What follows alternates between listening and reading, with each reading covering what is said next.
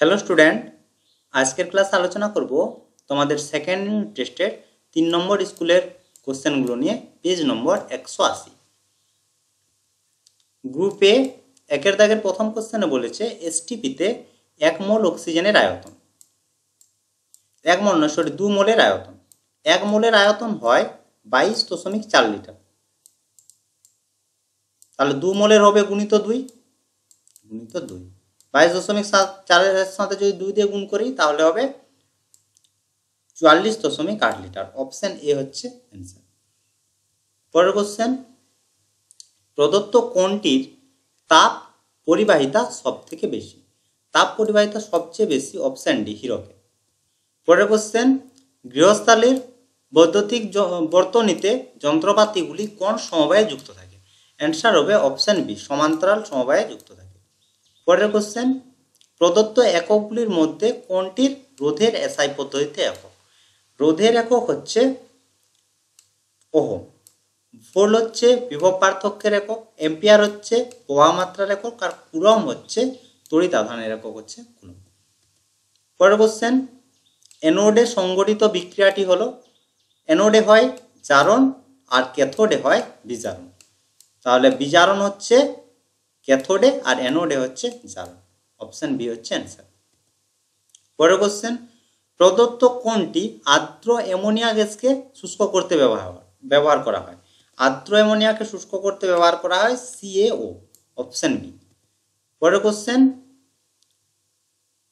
ম্যাগনেলিয়াম প্রদত্ত কোন ধাতুর আকরিক? ম্যাগনেলিয়াম হচ্ছে অ্যালুমিনিয়ামের আকরিক। এরপর হচ্ছে গ্রুপ বির কোশ্চেন। প্রথম কোশ্চেনে বলেছে গ্যাসের আণবিক গুরুত্ব সমান 2 বাষ্প ঘনত্ব। পরের কোশ্চেন, সত্য মিথ্যা? বায়ুর তাপীয় প্রসারণের ফলে দুধ উথলে ওঠে, এটা সত্য না মিথ্যা? এটা হচ্ছে সত্য হবে। পরের কোশ্চেনে বলেছে কঠিন পদার্থের মধ্য দিয়ে তাপ ড্যাশ পদ্ধতিতে সঞ্চালিত হয়? এটার অ্যান্সার হচ্ছে পরিবহন পদ্ধতিতে সঞ্চালিত হয়। পরের কোশ্চেন, একটি অর্ধপরিবাহীর উদাহরণ সিলিকন, জার্মেনিয়াম। পরের কোশ্চেন বলেছে বৈদ্যুতিক ইস্ত্রির কুণ্ডলী কোন ধাতু দিয়ে তৈরি হয়? অ্যান্সার হচ্ছে নাইক্রোম ধাতু দিয়ে। পরের কোশ্চেন, শূন্যস্থান পূরণ। রোধাঙ্কের অনন্য কি? রোধাঙ্কের অনন্য হচ্ছে পরিবাহিতাঙ্ক। পরের কোশ্চেনে বলেছে তড়িৎ বিশ্লেষণ পদ্ধতিতে নিষ্কাশন করা হয় এমন একটি ধাতুর নাম? Aluminium, calcium. ঠিক আছে। পরের কোশ্চেন হচ্ছে গ্লুকোজের জলীয় দ্রবণ তড়িৎ পরিবহন করতে পারে, সত্য না মিথ্যা? এটা হবে মিথ্যা। পরের কোশ্চেন, শূন্যস্থান পূরণ করো। তামার প্রলেপ দিতে বিশুদ্ধ ড্যাশ পাতকে অ্যানোড হিসেবে ব্যবহার করা হয়?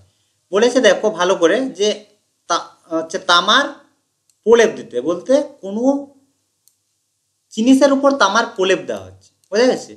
যে জিনিসের উপর তামার প্রলেপ দেওয়া হয় সেটার ব্যবহার করা হয় ক্যাথোড হিসেবে, আর যেটা প্রলেপ দেওয়া হয় সেটি ব্যবহার করা হয় অ্যানোড হিসেবে। তাহলে বিশুদ্ধ তামার পাত হচ্ছে অ্যানোড হিসেবে ব্যবহার করা হয়, আর এই বিশুদ্ধ তামার পাত যার উপরে প্রলেপ দেওয়া আছে সেটি ব্যবহার করা হবে ক্যাথোড হিসেবে। তাহলে এটার অ্যান্সার হচ্ছে তামার পাত।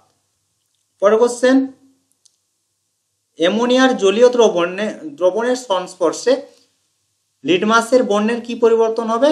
নীল বর্ণে পরিবর্তিত হবে। পরের কোশ্চেন, নেসলার বিকারক কি?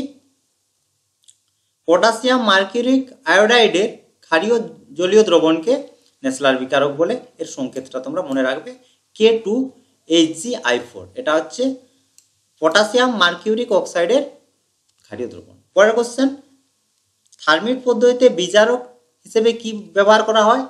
বিজারক হিসেবে ব্যবহার করা হয় অ্যালুমিনিয়াম চূর্ণ। তো এই ছিল আজকের কোশ্চেন।